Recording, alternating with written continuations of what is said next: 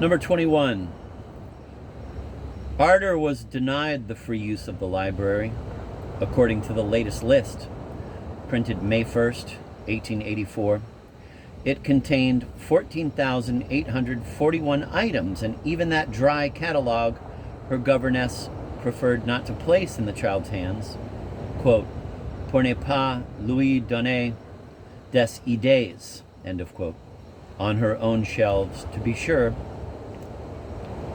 Arter had taxonomic works on botany and entomology, as well as her school books and a few innocuous popular novels. But not only was she not supposed to browse in the library unsupervised, but every book she took out to read in bed or bower had to be checked by her mentor and charged, quote, en lecteur, end of quote, with name and stamped date and the index card files, kept in a careful mess by Mademoiselle Lariviere, and in a kind of desperate order, with the insertion of queries, calls of distress, and even imprecations on bits of pink, red, or purple paper, by a cousin of hers, Monsieur Philippe Verger, a diminutive old bachelor, morbidly silent and shy, who moused in every other week for a few hours of quiet work, so quiet, in fact, that one afternoon, when a tallish library ladder suddenly went into an eerie backward slow-motion swoon with him high up on it, embracing a windmill of volumes, he reached the floor, supine, with his ladder and books, in such a hush that guilty Arter, who had thought she was alone, pulling out and scanning the utterly unrewarding Arabian Nights, mistook his fall for the shadow of a door being stealthily opened by some soft-fleshed eunuch. Her intimacy with her cher,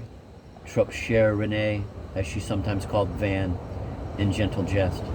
changed the reading situation entirely.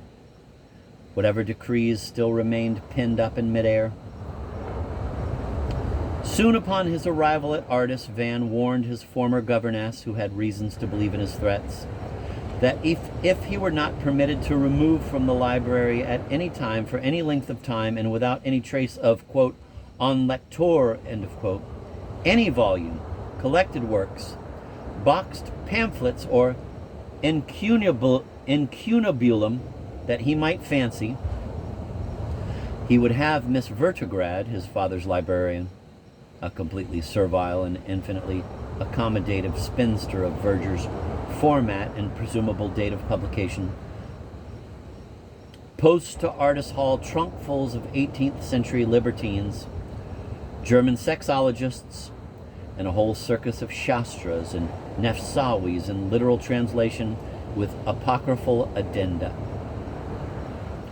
Puzzled, Mademoiselle Lariviere would have consulted the master of Artis, but she never discussed with him anything serious since the day, in January 1876, when he had made an unexpected and rather half-hearted, really, let us be fair, pass at her.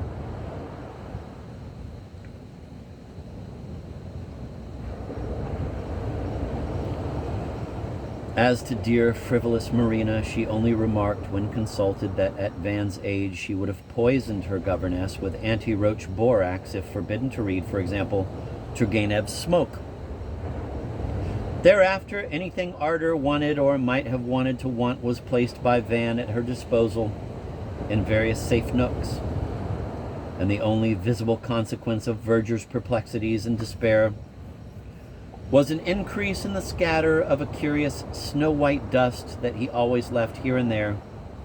on the dark carpet in this or that spot of plodding occupation. Such a cruel curse on such a neat little man! At a nice Christmas party for private librarians arranged under the auspices of the Braille Club in Raduga a couple of years earlier, empathic Miss Vertograd had noticed that she and giggling Verger, with whom she was in the act of sharing a quiet little cracker, tugged apart with no audible result, nor did the gold paper frilled at both ends yield any bonbon or breloque or other favor of fate. Shared also a spectacular skin disease that had been portrayed recently by a famous American novelist in his Chiron, and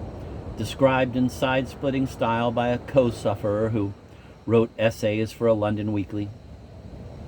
Very delicately, Miss Vertigrad would transmit through van library slips to the rather unresponsive Frenchman with this or that concise suggestion, quote, Mercury, end of quote, or, quote, Hohenson works wonders, end of quote. Mademoiselle, who was in the know too, looked up, quote, psoriasis, end of quote, in a one-volume medical encyclopedia, which her late mother had left her and which had not only helped her in her charges on various minor occasions, but had suggested suitable illnesses for the characters in the stories she contributed to the Quebec Quarterly.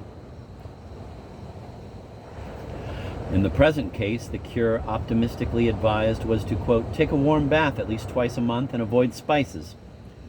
end of quote. This she typed out and passed on to her cousin in a get well envelope. Finally, Ardor showed Van a letter from Dr. Krolik on the same subject. It said, English version, quote, crimson blotched, silver scaled, yellow crusted wretches, the harmless psoriatics who cannot communicate their skin trouble and are otherwise the healthiest of people. Actually, their bobos protect them from boobas and buboes, as my teacher used to observe, were confused with lepers, yes, lepers in the Middle Ages, when thousands, if not millions, of vergers and vertigrads crackled and howled, bound by enthusiasts to stakes erected in the public squares of Spain and other fire-loving countries, end of quote.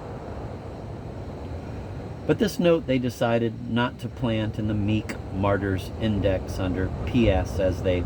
had first intended. Lepidopterists are over-eloquent on lepidosis.